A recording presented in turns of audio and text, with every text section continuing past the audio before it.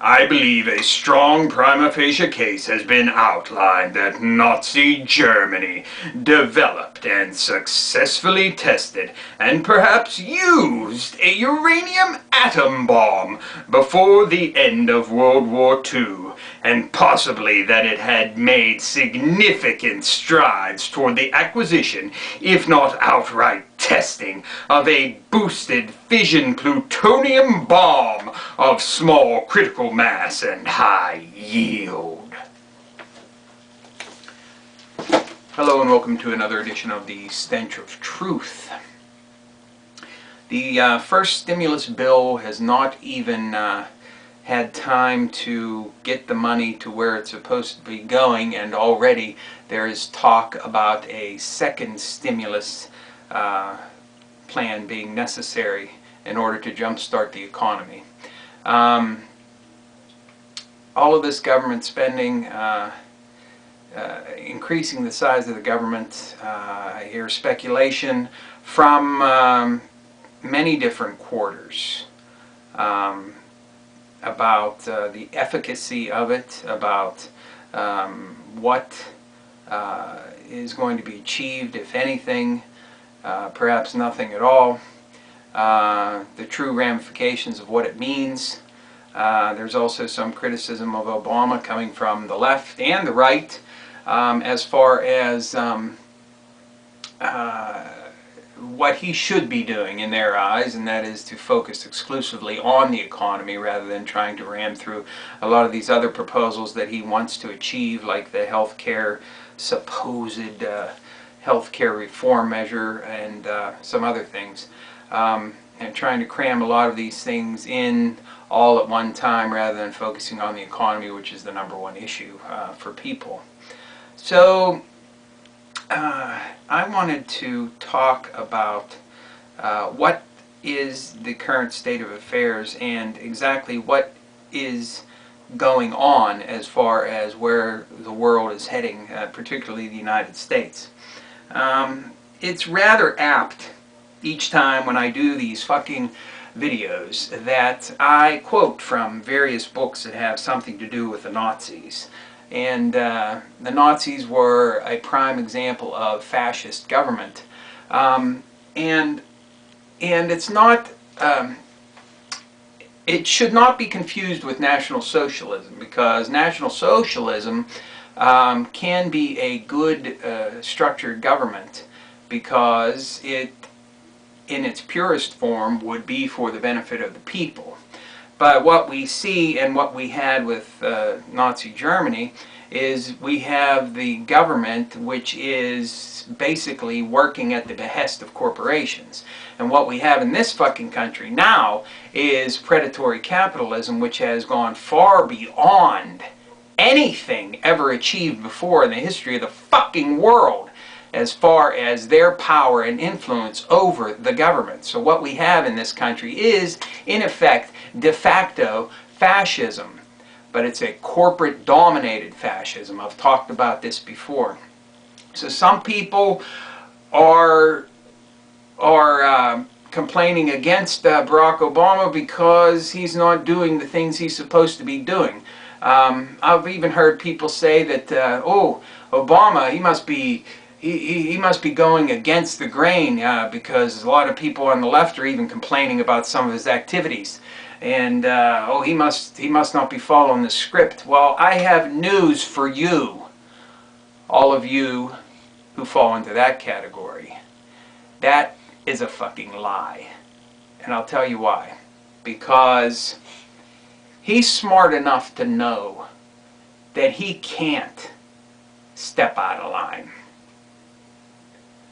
I know he thinks he's a hell of a lot smarter than he is, but he's at least smart enough to know that he cannot step out of line, or his ass is fucking toast. So whatever he is doing, whatever he is pushing, whatever he is trying to fucking sell, you can bet your last fucking dollar, if you still even have it, that is towing the fucking line of the powers that run things. I've also done some reading And in relation to the Nazis and World War II, how the Nazis after World War II spread around the world with captured wealth that they stole from Europe and other conquered territories, and used to finance principally businesses. But they also spent a considerable amount of time and effort into infiltrating other governments. So if there's ever going to be a true Fourth Reich, it's going to happen in this country, because this is the country that has been most penetrated by the Nazi ideology, by the fascist ideology, and by expatriate German Nazis. So don't look for a rise in Europe, but instead look for it here. And what we see already is the very beginning of it, and also the true extent of where it's at. So this is really an incredible problem, and this is in fact where this country is headed, in a very straight line to doom. And don't kid yourself.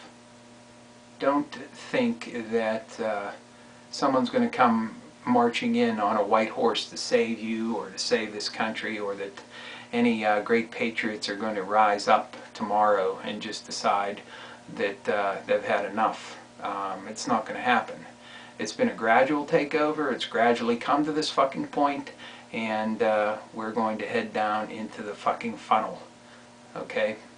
So rest assured that whatever plans are afoot, they're afoot because of the fascist corporate elite who are running things. And whatever Obama is doing, you can absolutely guarantee that he's towing their line. So, if a second stimulus bill is passed, what's going to happen with that money? The same thing that happened with every other fucking penny that this government has spent. It has been poured into corporations and banks, which in turn have fed more money to the rich and to people who already have everything that they need. They don't need rescued from anything. They drill their companies into the fucking ground, and then they want the fucking government to bail them out. And we do. Because that's what this country is. It is a method by which corporations rule.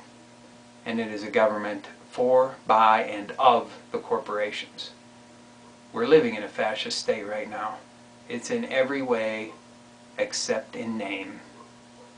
So you got to get that straight, and you have to realize that that's a fact now.